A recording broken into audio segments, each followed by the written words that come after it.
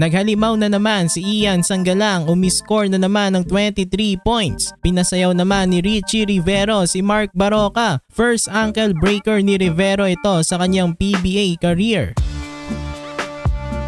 Magnolia Hotshots versus Phoenix Fuel Masters. Last conference, top 1 and top 4 itong Magnolia at Phoenix. Pero ngayong conference, medyo hindi maganda ang kanilang pwesto sa standings. May 2-2 win-loss record ang Hotshots. Meron namang 2-4 win-loss record ang Phoenix Fuel Masters. Sa start ng first quarter, medyo maalat ang simula ng dalawang koponan pero nakalamang agad ang Fuel Masters 9-8. Pagpasok ni Aris Dionisio sa game, biglang nakagawa ng run ang Hotshots. Kakabalik nga lang nito, nakagawa na agad siya ng impact. May 7 points na itong si Dionisio pero mas mainit sa kanya si Mark Baroka na mayroon ng 10 points. Lamang ang Magnolia 28-18 dito sa first quarter.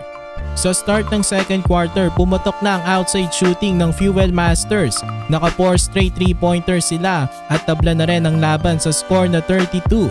After niya, nagpatuloy pa rin ang run ng Phoenix at lumamang na sila ng 7 points 39-32.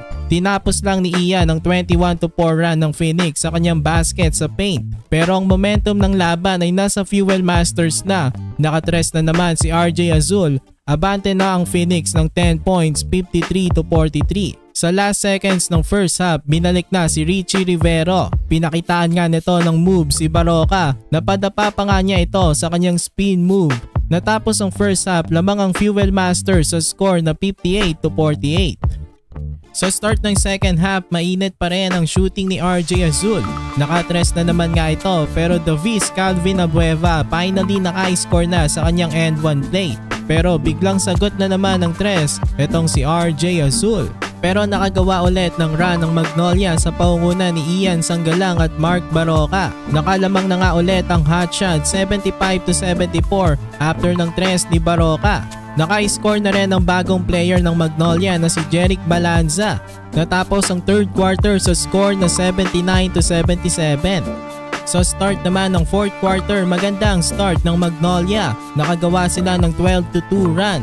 Solid ang ipinakita ni Eriobo, biglang lobo tuloy sa 12 points ang kalamangan ng Hotshots 91-79. After nyan, mapadepensa o opensa, kontrolado na ng Hotshots. Naghalimaw na naman si Ian Sanggalang, meron na naman siyang 20 plus points ngayong game. In the end, nanalo na naman ng Magnolia Hotshots. Mag-i-improve ang kanilang standing sa 3-2 win-loss record.